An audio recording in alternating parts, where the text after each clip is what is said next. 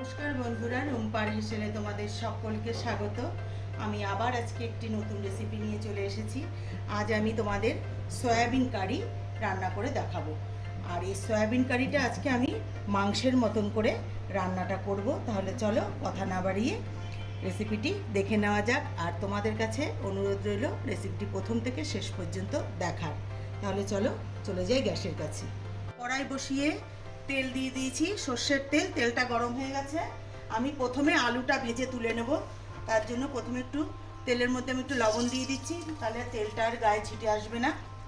এই যে দেখো, ডুমো করে আলু কেটে রেখেছি। একটা বড় সাইজের আলু নিয়েছি আমি। এই আলুটাকে প্রথমে ভেজে তুলে নেব। একটু এর মধ্যে আমি দেবো সামান্য একটু হলুদের গুঁড়ো। আলুটাকে ভালো করে লাল লাল করে ভেজে তুলে নেব। এই যে দেখো, আলুটা আমি লাল লাল করে ভেজে তুলে নিয়েছি। আর কড়াইতে আবারও আমি তেল দিয়ে দিয়েছি। তেলটা একটু বেশি দিয়েছি, যেহেতু মাংসের মতন করে রান্নাটা করব। এবার আমি ফোড়ন দিয়ে দেবো। একটা তেজপাতা দিলাম, আর দুটো শুকনো লঙ্কাকে একটু ফাটিয়ে দিয়ে দিলাম। আর দেব গোটা জিরে। গোটা জিরে দিয়ে দিলাম। তোমরা চাইলে এর মধ্যে গোটা গরম মশলাও দিতে পারো। আমার গোটা গরম মশলার গন্ধটা এতটা ভালো লাগে না, এই জন্য আমি দিলাম না। এবার আমি এর মধ্যে দিয়ে দেবো কেটে রাখা কুচনো পেঁয়াজ। পেঁয়াজটাকে একটু সামান্য ভেজে নেব। এবার আমি এর মধ্যে দিয়ে দেবো বেটে রাখা রসুন আর একটু পেঁয়াজ বাটা। এটা এবার একটু ভাজা ভাজা করে নেব, কাঁচা গন্ধটা যাওয়া অবধি রসুনের।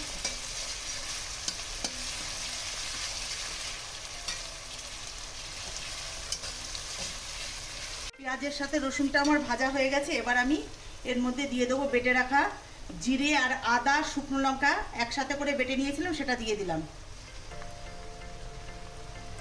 এবার এর মধ্যে দেবো হলুদ গুঁড়ো আর দেব লবণ স্বাদ মতো।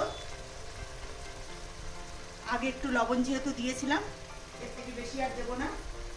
আর দিয়ে দেব কেটে রাখা টমেটো। এবার সমস্ত কিছু আমি তেল ছেড়ে আসা পর্যন্ত মশলাটাকে ভালো করে কষিয়ে নেব। আর আমি মশলার বাটি ধোয়া জলটা একটু দিয়ে দিচ্ছি এর মধ্যে, তাহলে আর মশলাটা তলা ধরে উঠবে না। এবার আমি ভালো করে সব কিছু কষিয়ে নেব তেল ছেড়ে আসা অবধি। মশলা আমার কষানো হয়ে গেছে, তেল ছেড়ে দিয়েছে। এবার আমি এর মধ্যে দিয়ে দেবো সয়াবিনটা দেখো, আমি আগে থেকে নুন দিয়ে সেদ্ধ করে রেখেছিলাম। দেখো সয়াবিনগুলো ফুলে কতটা বড় বড় হয়ে গেছে। এবার আমি সয়াবিনটা দিয়ে দেবো। এবার আমি মশলার সাথে সয়াবিনটাকে একটু ভালো করে কষিয়ে নেব। দেখো, সয়াবিনের সাথে মশলাটাকে একটু কষিয়ে নিয়েছি। এবার আমি এর মধ্যে দিয়ে দেবো ভেজে রাখা আলুটা। দিয়ে আমি এবার এর মধ্যে জল দিয়ে দেবো। আর জলটা আমি আগে থেকে ফুটিয়ে রেখেছি, সেই জলটাই আমি দেবো। মানে ফুটানো জল দিলে পরে স্বাদটাই আলাদা হয়। এবার আমি ফুটানো জলটা দিয়ে দিচ্ছি। জল আমি এর থেকে বেশি দেব না, এর কারণে এটা আমার গা মাখা হবে। বেশি টালটালা ঝোল আমি করব না। এবার আমি ঢাকনি দিয়ে ঢেকে ফুটতে দেব। তারপর আবার আমি ফিরে আসছি। ঢাকনাটা তুলে নেব। দেখো, যতটা জল দিয়েছিলাম অনেকটাই টেনে গেছে। আর এই ঝোলটাও থাকবে না, যেহেতু সয়াবিন, এটা এই ঝোলটাকেও সোক করে নেবে। এবার আমি এর মধ্যে দিয়ে দেব 1 চামচ ঘি। আর দেব একটু চিনি, দেব স্বাদটা ঠিক থাকবে। তাহলে দিয়ে দিলাম একটু চিনি। এবার একটু নেড়ে নেব।